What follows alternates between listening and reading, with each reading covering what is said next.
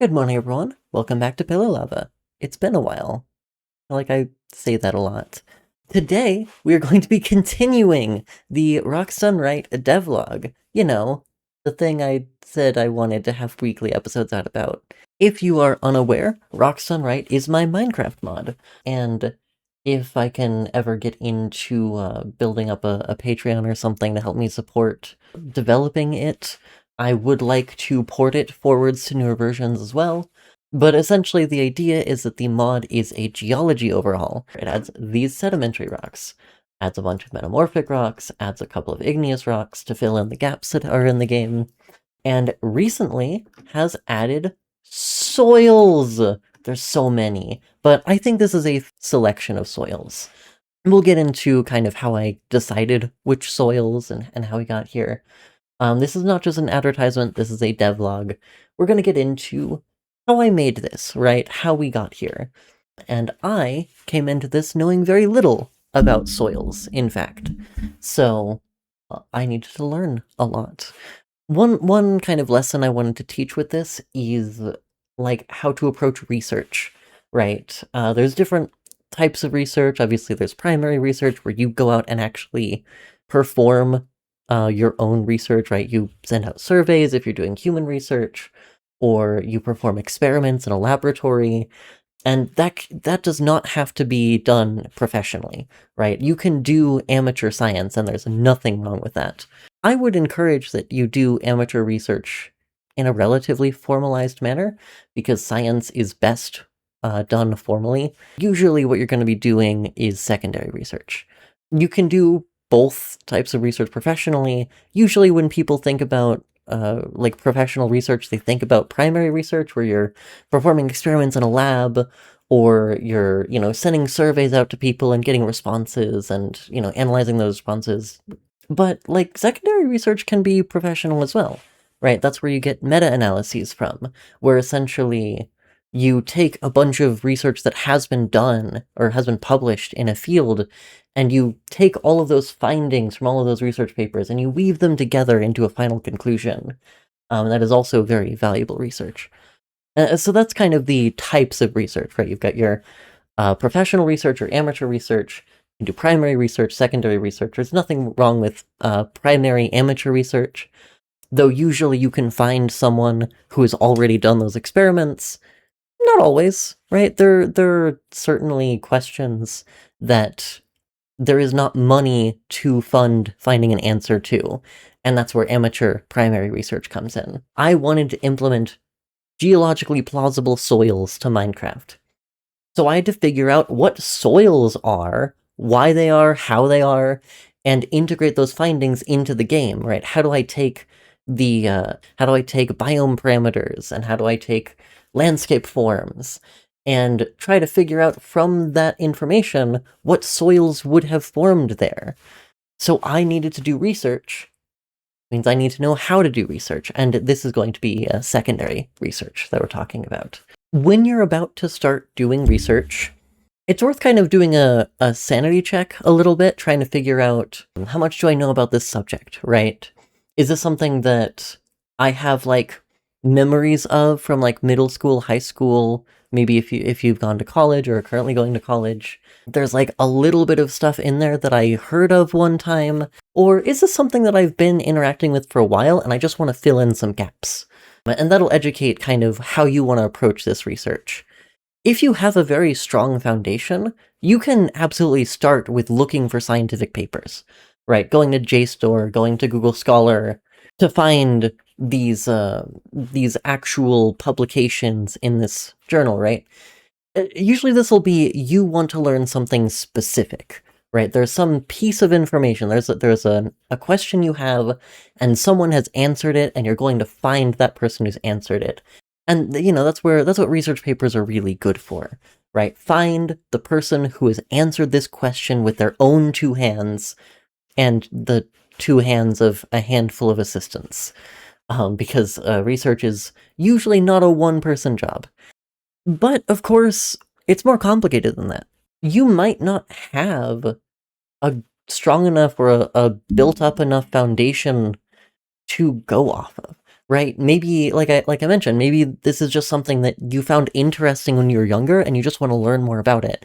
And what I've found is that if you're trying to build out that foundational knowledge, one of the big pieces of infrastructure there is actual schools, right? Community colleges, and of course, four-year institutions, and beyond. Community college is, like, relatively accessible for a lot of people.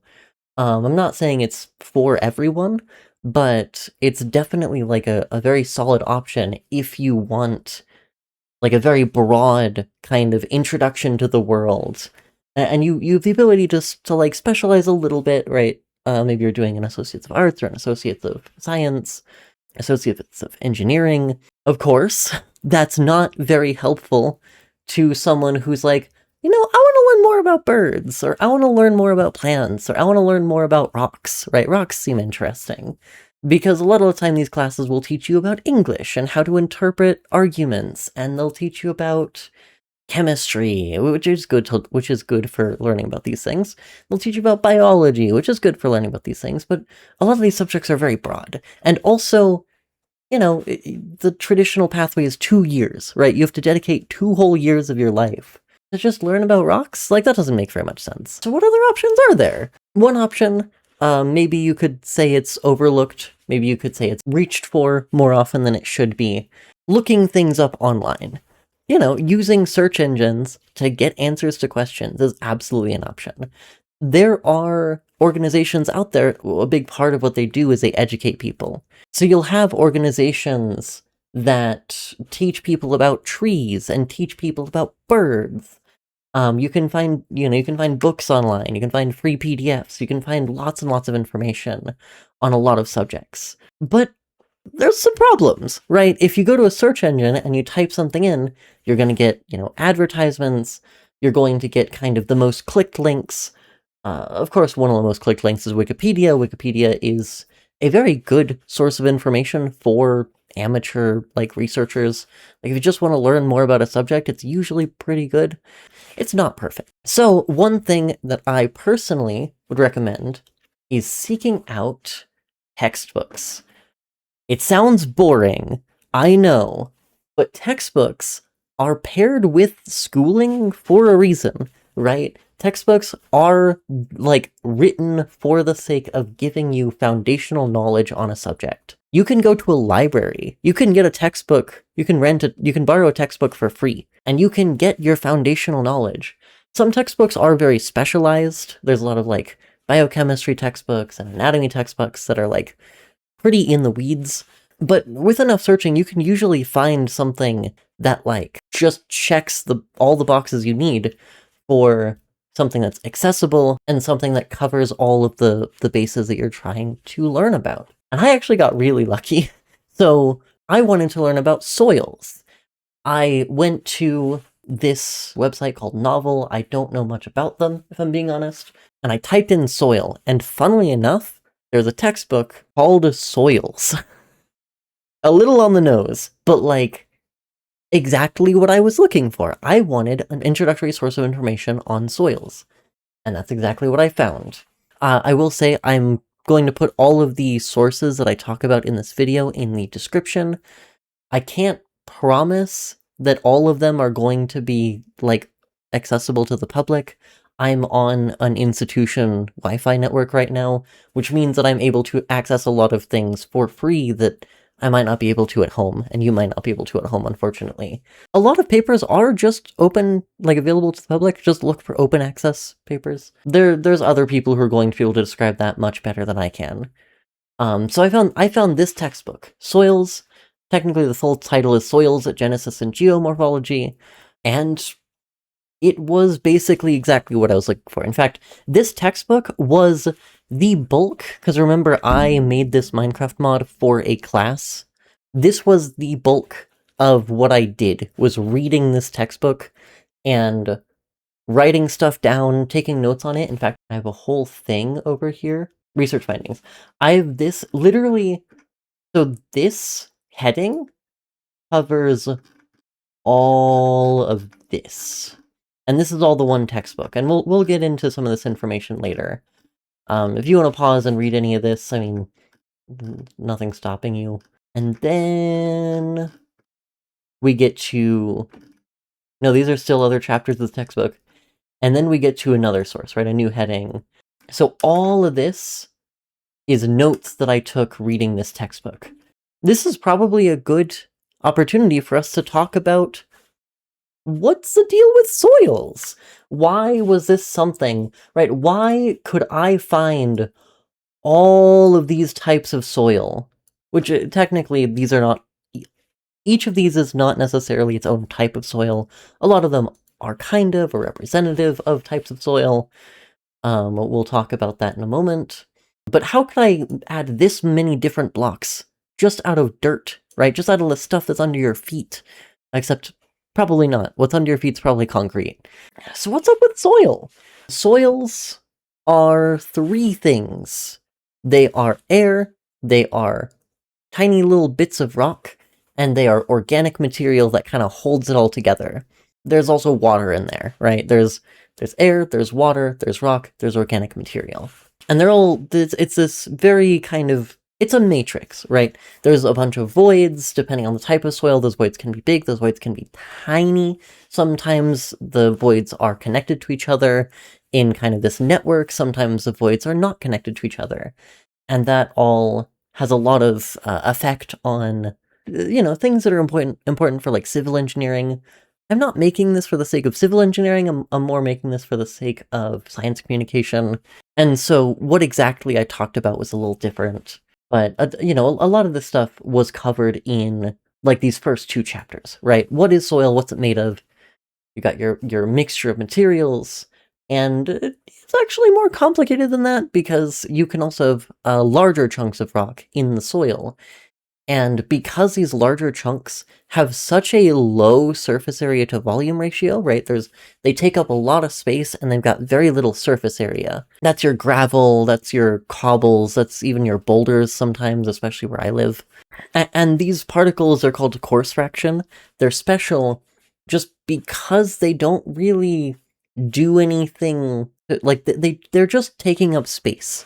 Right, which means all of this water, like all this rainwater that falls down into the soil, it goes basically around the rocks. All of the organic material, all of the dead leaves, all of the pine needles, that all goes around the coarse fraction. The coarse fraction doesn't contribute to the soil in a meaningful way, other than the fact that it takes up space. Which ironically actually is a surprisingly big deal. That's a big deal for civil engineering as well, in ways that I don't fully understand. But what it does mean is that it makes, the soils tend to develop faster, right? All of that stuff that falls into the soil gets concentrated because it's not taking up the space that's taken up by these rocks.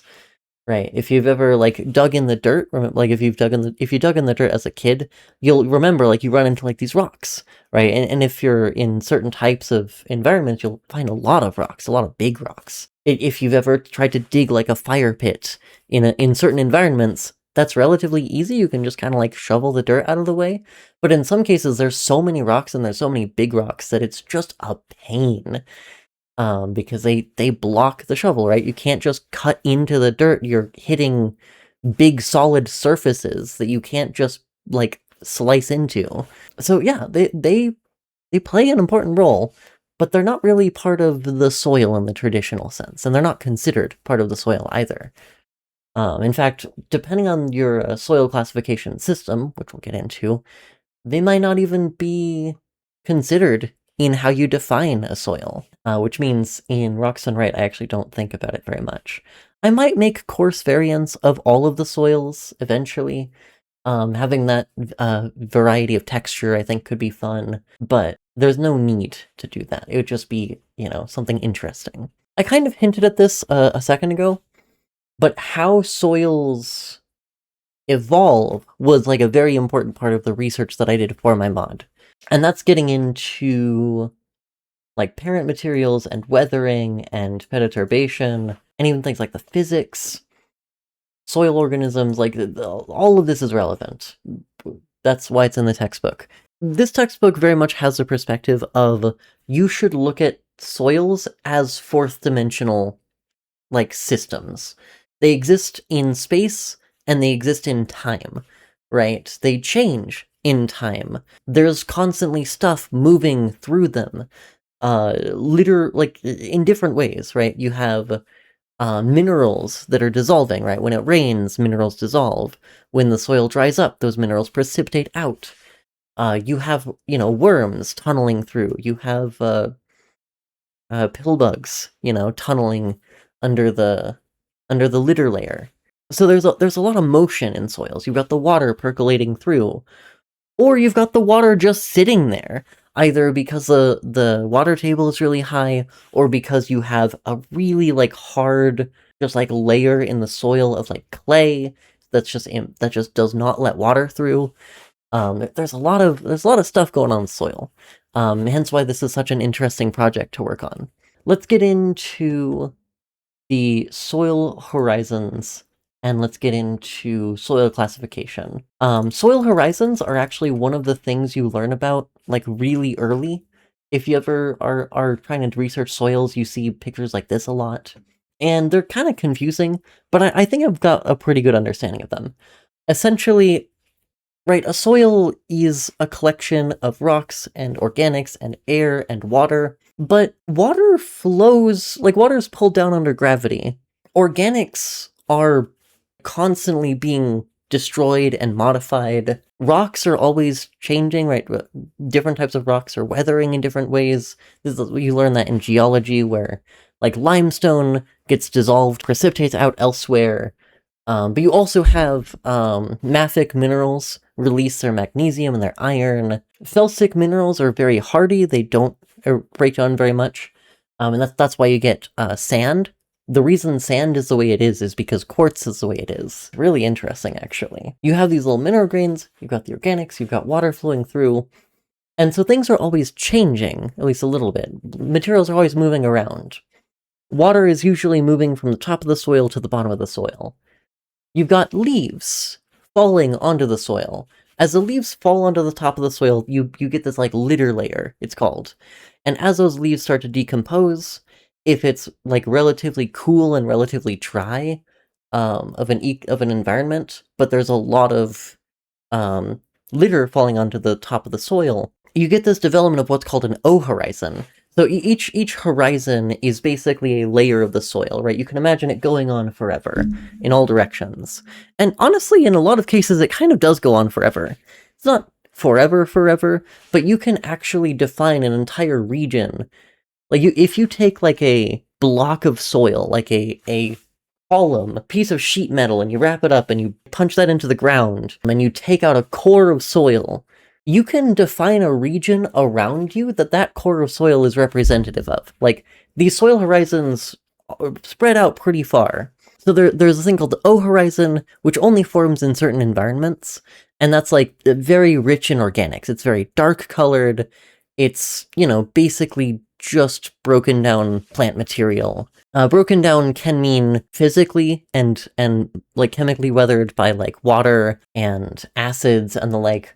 But usually they're eaten by worms, and then pooped out, and then eaten by more worms, and then pooped out, and then eaten by more worms, and then pooped out. So, it's not just been broken down by geological processes, but also by biological processes. You got worms, these worms are coming up, and they're eating some of the A horizon, and they're dipping down, or they're eating some of the O horizon, they're dipping down, and they're coming up, and they're dipping down, and they kind of they help to pull this organic material into this upper layer of soil called the A horizon. The A horizon is usually relatively brown. A horizon is brown. That's why we consider soils brown and rocks gray, is that even though rocks do have color, and soils can actually vary quite a lot in color, we think about the regular soil, which usually comes from topsoil, as brown because we are seeing the A horizon. A horizons are usually brown. They're not always, but usually. As you get deeper, depending on where you are, if you're in a location with a lot of rainfall, but not too much rainfall, or where the ground hasn't been around that long, but there's a lot of rainfall, the rainfall helps to draw this organic material out of the A horizon, so it pulls it downwards. And that kind of results in this layer of the soil, this horizon, that's very light colored, because there's no organics, right? The organics are what's brown, which is what I was saying earlier. The A horizon's brown because of the organics. And this creates what's called an E horizon, which is compositionally the same as the A horizon in terms of the minerals and the water content, but there's very little to no organic content. The O horizon, the E horizon doesn't exist in all soils. In fact, it's actually kind of uncommon, and a lot of the time these horizons are really thin, so it'll be like a thin line that's really lightly colored. As you go a little further down, well, you've got all of these organics that are getting drawn out of the A horizon. They're getting deposited in what's called the B horizon. The B horizon is where all the stuff comes from the A horizon and gets deposited. This is usually the deepest part of the soil that's still considered soil. And that's kind of what's considered the traditional soil. But in reality, there's a lot of extra stuff happening. And so depending on how you want to write your definitions, things get more interesting. So you've got the A horizon, the B horizon. Then you've got this region that's often called the C horizon, which different textbooks have different definitions for what the C horizon is. But essentially, if you've got ground, you've got your living stuff, right? Your plants, your shoots shooting up out of the ground. You've got your animals. You've got your like grasses, and then you've got your little thin O horizon sometimes, and then your A horizon, which is filled with the roots of all of those plants and the organics of all of the dying in the winter. And then you have this region where if there's a lot of rainfall, you might get some of this organic washed away, and then that gets washed into the B horizon. And as you keep going down, you eventually hit bedrock, right? You hit just rock, right? You can't think of it as anything other than just rock. There's a transition zone, right, between this definitely soil and definitely just stone, which could be considered the C horizon, and sometimes people also add in a D horizon. Where the C horizon is basically the stone is getting broken up, right? Roots are digging into the bedrock and breaking it apart. Water is flowing through here slowly. Some of the minerals, like it's said here, some of the minerals might be like oxidized, and some of the soluble ions might have been washed away. But like it's still just big chunks of rock that are maybe filled with soil. That's kind of what the C horizon is. And the D horizon is basically less, right? Less broken down, more cohesive. And then there's a lot of like interesting stuff getting into like the specifics. There's like orders, like that's the traditional order, but sometimes you'll have a situation where a soil develops and then a landslide covers that soil, and then the soil on top of that develops, and you get these weird patterns happening. But this is a generic pattern. And this is something you see in my mod. Of course, I have... These are pictures of actual soils that I took from online and used for making textures. We'll get to that later. But I actually was thinking, okay, here's the type of soil, which we'll get to. Here's the horizons in this soil, and here's how many blocks I think that should take up in physical space. And here's what blocks I'm going to add to the game to represent that. This concept of these layers was very important to how the soils look, and also understanding how these layers form and why they take the forms that they do is very important for figuring out which soils should exist in which environments. You know, extrapolating a little bit there. And this brings us to soil taxonomy, soil classification, where essentially you are trying to figure out what's up with these differences, right? What differences are there and how are those differences meaningful? There's multiple systems for soil taxonomy, and in fact, this textbook goes over the long history of it. So you've got like 1938 soil classifications, and eventually you get a system published. I'm not sure when this one was published. Just kind of refining what we know about soils, and also for a long time, soil taxonomy was very like Western centric, right? We've got all of this information on European soils, which are not necessarily like applicable, considering the fact that Europe has been like settled and plowed and has been like used for agriculture for a very, very long time. And Soils, they evolve on geological timescales, but not to nearly the same extent as rocks do, right? You have new land masses being born, mountains eroding, coastlines expanding, deltas being built, all of these geological phenomena, tectonic plates shifting around. They happen very, very slowly, right? They happen on these geologic timescales. And soils happen, or soils evolve much faster than rocks, individual rocks do, or rock types do. So you have these soils that are very heavily modified by human activity in Europe. And so the question is like, okay, well, what about other types of soils? Because clearly that's not going to give us the full picture. Nowadays, of course, and if I can probably bring it up, nowadays we have soil samples everywhere. We have, except, maybe unsurprisingly, there's a little bit of a blind spot in northern Russia. But this is also only one source. There's tons of different databases for different types of soils. This one, as you can tell, is still pretty Europe-centric, having, 80 in this region, having 100 in this region, 35 in the Netherlands alone, and then you go over to the United States and it's like 2, 3, 1 over here. It's still pretty Europe-centric. Oh, 31 in Cuba? Oh, that's probably connecting Central America and Cuba. That's cool. There's so many in Central America, and I'm not a geography person. You should know this about me by now. But so we have soil samples everywhere now, and that has really helped us refine our models to what we have today, which are kind of this. There's really two. There's two major models. There is the 12 Orders of Soil Taxonomy, and there is the World Reference Base for Soils. And these are kind of the two modern systems, and they get updated every once in a while. In fact, I think Reference Base got updated relatively recently. This site that I was using, and actually was very helpful for the development of this mod, it lists all of its soils in World Reference Base classification. And some of these you can open up, and you can find all the way down here the American. Technically, it's like an America versus the rest of the world sort of situation. This is 12 Orders of Soil Taxonomy kind of based system. This has its own classification, right? It literally says haplorthod, Udic, sandy, silicious, mesic. Thod is a spodosol suffix. And haplorth gets kind of into orthod is based on the suborder. What I'm trying to describe here is that haplorthod is broken up into 3 pieces: hap, lorth, and odd, or thod, depending. I'm not entirely sure.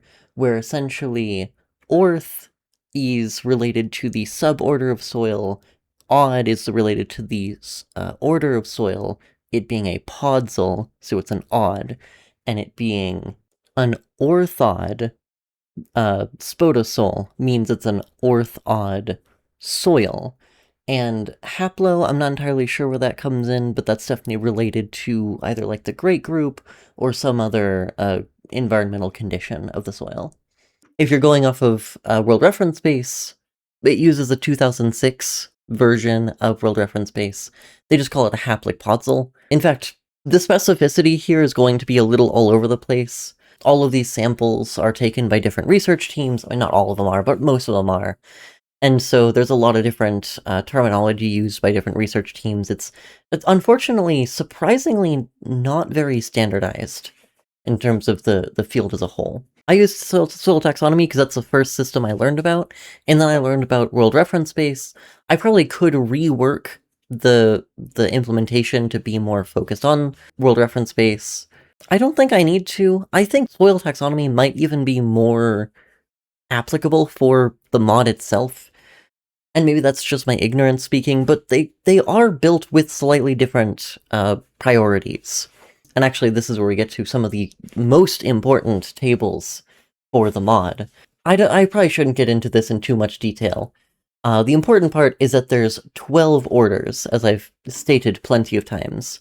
12 orders of soil taxonomy. And each order, of course, has its suborders, great groups, and it's very similar to actual taxonomy.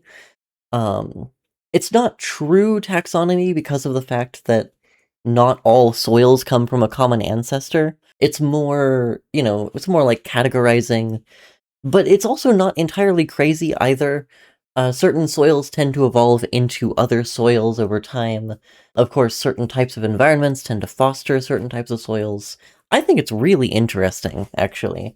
I'll try to find one of the depictions of different types of soil in different types of environments, because it's really interesting. Point being, there's 12 main categories, and that was most of what I was trying to chase with what I wanted to add to the mod.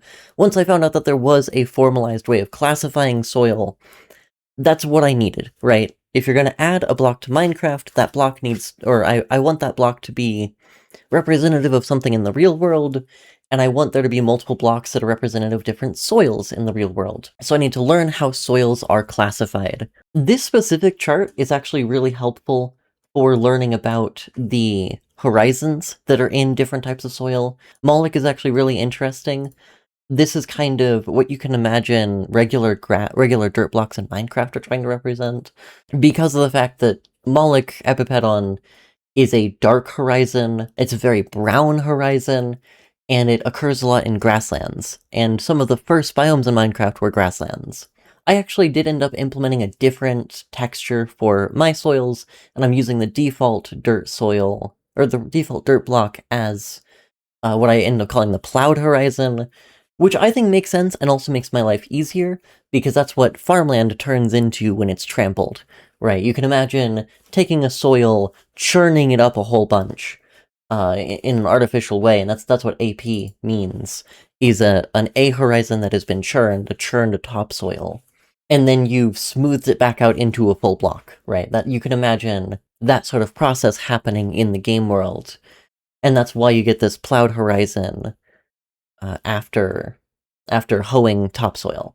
Anyway, there's a whole bunch of other ones as well, Anthropic being an anthropogenic soil, or a horizon, technically. They're very similar to A horizons, but usually you can tell that a whole bunch of the material has been, like, shifted around, and in this case it mentions that usually there's really high phosphorus, because this is usually found in farmlands, which are often artificially fertilized.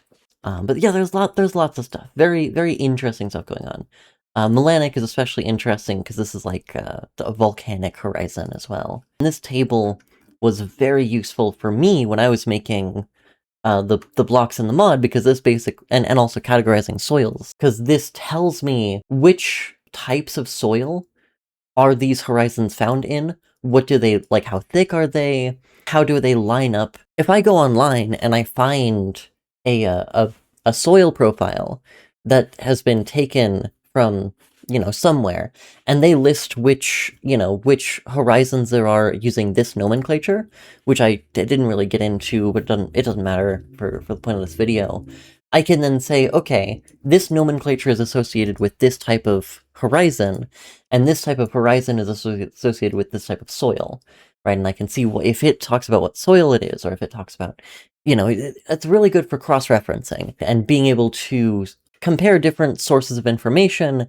and try to get the same information out of it. Here they are. I don't think I'm going to get into the 12 taxonomic orders. If you want an extra video on that, let me know. I'd be happy to. It's a very fun subject, but this video is already running a little long, and I haven't even gotten into actually implementing it. Like, I've talked about it a little bit, I've implied that I've implemented, or how I've done some of the implementation, but I want to actually get into the, the weeds of it, because that's what the devlog is all about.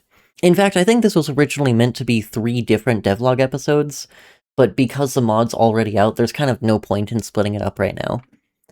So let's get into how I actually integrated all this into the game.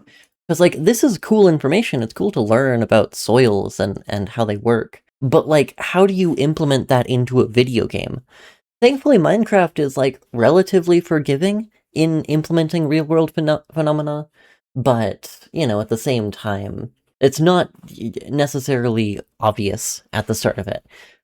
And one of the main things is trying to pair what I'm calling, like, soil formation parameters, and in fact, I think this textbook even talks about soil formation parameters. Essentially, you can look at a landscape and you can look at the minerals in a soil and you can look at how much rainfall this region gets. And you can predict pretty well how the soil will change with time. And so trying to figure out how those properties can be equated to the properties that we find in Minecraft world, especially with the limitations of what values you have in world generation in general. But that's what I did. Let's see, research findings, soil orders. This actually is the document I used when I was talking about, oh, not this one. Not this one. This is a really cool map, by the way. Not where I meant to go to. When I was talking about this table up here, these diagnostic horizons, I was trying to really standardize all of that in my head. Oh, and here I have the conversion between these, like, soil symbols and what symbols are being, or what soil horizons are being represented by them. These two systems are not necessarily meant to mesh with each other very well, and so it's like a combined A and B horizon could be a Moloch epipedon, or an Umbric epipedon, or just something completely unrelated as well. These are not perfect. Part of me wishes I could have implemented more of this, because there's like, oh, this type of horizon is actually really, really hard, or, you know, this type of horizon is really impermeable, right? It doesn't let water flow through it very well. And then, of course, there's like permafrost, which I did implement permafrost, kind of. I did find this source. It is this person talking about how world reference base and soil taxonomy are different from each other. This wonderful geologist has been working with both systems for a long time. It's a very, or I guess, I think this is the professor of the class, and she invited in the actual person. Yeah, this person who's been doing field geology for a long time. It's really interesting. I would recommend going and watching it if you're interested in soil science. Let's pick up here. So one of the, because I was turning this into a kind of class to take for school credit, and one of the assignments that I gave myself was take the soil formation parameters that I learned about in the textbook and in other research that I did, and look at Minecraft biomes and see, you know, how the properties of the Minecraft biome, where the Minecraft biome spawns, you know, how old the surface of the Minecraft biome is anticipated to be, how, you know, how steep it is. Let's just go over the parameters. Climate, that is your temperature, that is your rainfall, that is your humidity. Organisms, mostly plant roots and worms, but also can get into like bacteria, right? How well does organic material break down in this environment? Relief is about the slope of terrain, right? How steep is the hill that this soil's on? There's some other, you know, technically it's more about the large-scale environmental patterns, right? Is this at the basin of like a river valley? You know, is this surrounded by mountains? Is this the top of a mountain? Is it the side of a hill? Is it a plain, a rolling plain, a flat plain? What's the general altitude? In Europe, you kind of have this very clear distinction between lowlands and highlands that doesn't apply as well to larger continental bodies like the Americas, or even Africa and the rest of Eurasia, India sort of region. But it has some value in this space as well. That can get into like montanes and stuff. Parent material is basically what's the bedrock in this region, or more accurately, what did this soil form out of? In Minecraft, I'm assuming that that is bedrock. What is the bedrock of this region, and how has that changed the soil that's formed here? Technically, it's, you know, like I said, more complicated. If there's a lot of volcanic ash that fell down onto an old soil, that's going to modify the soil. If there was a landslide, that's going to modify the soil. You know, there's a lot of exceptions, but a lot of the time it's just what is the stone that this soil is forming out of. It can be gravel. Actually, very commonly it is like an alluvial deposit that is now experiencing weathering and breaking down into a soil. Then there is basically how long has the soil been around? And also how long in the context of these other factors? Because a soil that is on the edge of a literal desert, that kind of a soil will not change very quickly. But if you have a soil that is in a like tropical rainforest, that soil is going to evolve from an alphasol or an entisol to an altisol or an oxisol really quickly.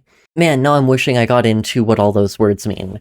Alphasol is like a forest soil. That's where it's relatively cool. There's a lot of organic buildup, and that's where you get your... In the real world, you can call it like a podzol. An entisol is just a young soil. Entisol is an extremely young soil. I was thinking of an inceptisol, which is a slightly less young soil. It's still a very young soil. But because there's so much rainfall, these soils get oxidized very quickly.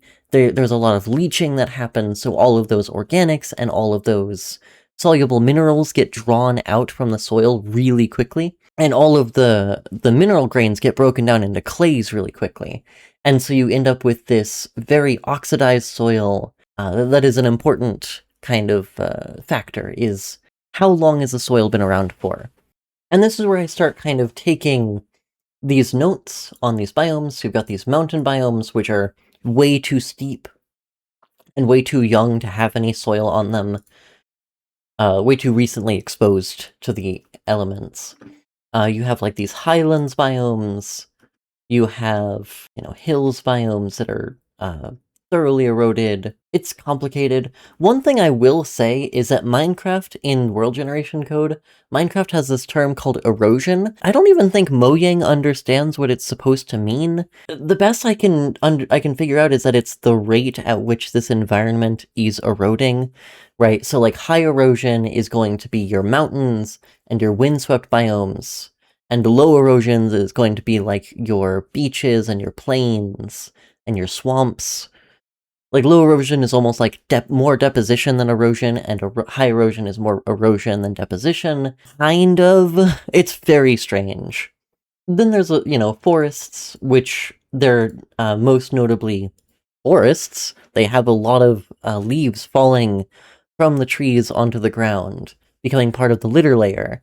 The litter layer, I forgot to mention, the litter layer is the very, fresh organic material that is going to be your whole leaves as they are starting to break down.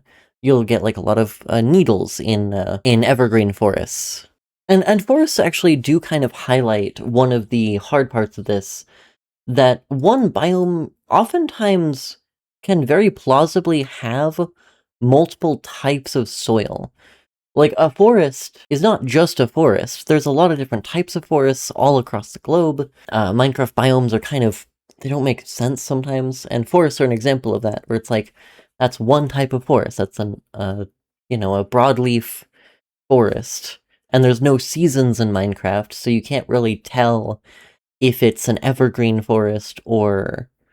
I forget the term for the other type of forest, where the leaves fall off in the fall and grow back in the spring more often than not.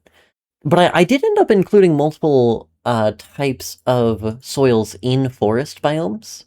If there's a lake or a river that this forest borders, then the soil right next to the lake is going to be hitting the groundwater table.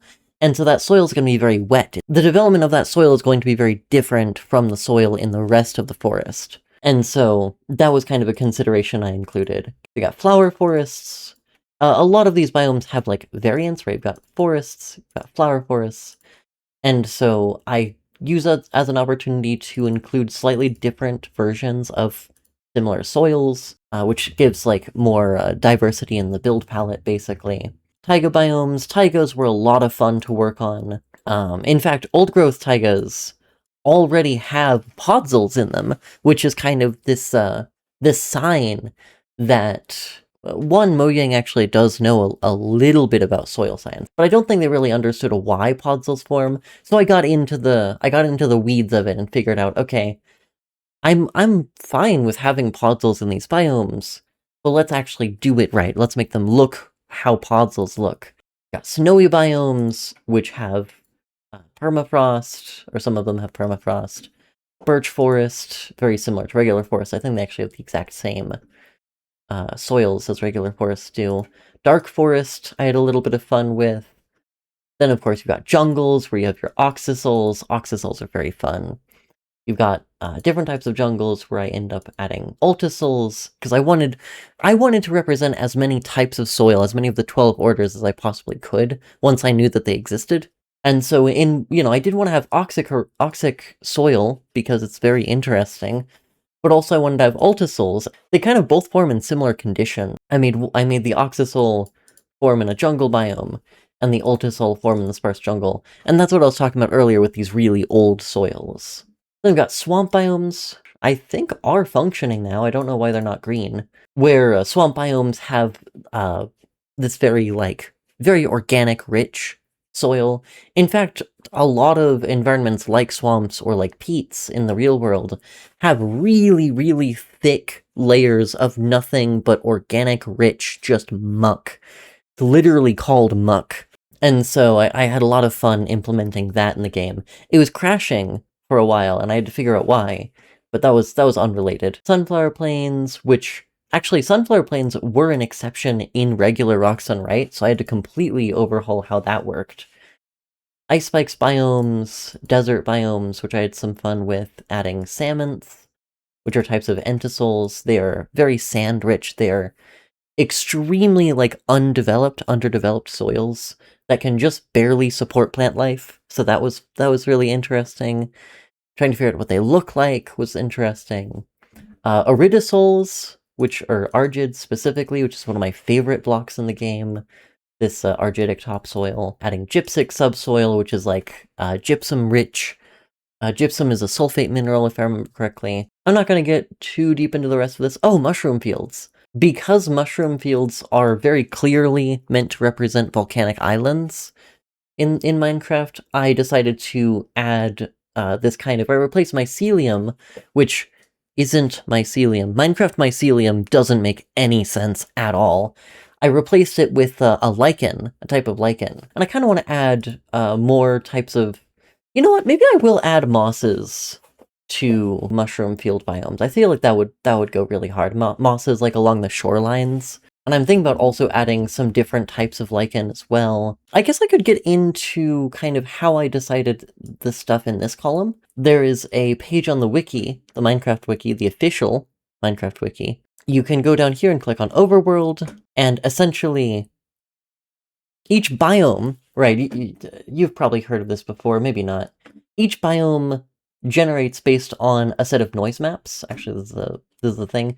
You've got weirdness, which becomes peaks and valleys. You've got continentalness, erosion, humidity, temperature. And these determine, right, high temperature is like your hot biomes, your savannas. Low temperature is going to be your cold biomes and your frozen biomes. Erosion determines, like, is it a mountain? Is it a plains biome? Is it a, swamp biome? Humidity determines how much rainfall is there. Is it a desert? Or is it a jungle? Continentalness decides, is it land or is it water? Or sometimes, is it mushroom biome, mushroom fields biome? So there's a lot of stuff going on here. But essentially, each biome spawns in specific ranges of these values. And it's very complicated. But this is a lot of what I use to get a sense of this column, right? So you've got your mountain biomes, which are going to be your low erosion, far inland biomes, right? Your jagged peaks, your frozen peaks, your stony peaks. And these are going to vary depending on temperature and weirdness. It's the generator for peaks and valleys. If you didn't know, it's called peaks and valleys because that's what defines how mountain ridges form in Minecraft, and that's what defines how rivers form in Minecraft. And that's why you'll have, like, these two plateau biomes with a steep, like, cliff face between them and a river running down the middle. That's because of peaks and valleys. Peak valleys, when peak valleys is really high, you get peaks. When it's high and erosion is low, you get jagged. You also get peaks biomes. As peak valleys goes from peaks to valleys, you go from these very mountainous environments to these like the sides of mountains approaching, and then you get to the bases of mountains with these middle biomes and these battleland biomes. There's a lot of information here. I'm not going to be able to describe it very well. But eventually you get to high erosion, which is going to be your rivers, your swamp and mangrove swamp, and all sorts of other things as well. What you'll notice as well is that there's a lot of these like middle biomes. The Badlands kind of have their own little corner in the. It's a 6-dimensional system space, so Badland biomes do kind of exist in their own little corner. The middle biomes appear a lot, right? They appear a lot, and that's kind of where there's some ambiguity. You know, if I go to a forest biome, it's like, I say like moderate humidity and temperature, but it does vary a little bit. Flower forest in particular does exist at low humidity, which that's something that's really weird. For some reason in Minecraft, lower humidity means more flowers, and that's basically universal. So flower forest is at really low humidity. Sunflower plains is at very low humidity. And I think also Cherry Grove is at low humidity. I'm not sure why that's how they decided to develop the game, but seems to be intentional. But like plains especially is like, it can have low or kind of low or moderate or moderately high humidity and moderate temperature, like very wide range. And so deciding which soil forms there was actually kind of a mess.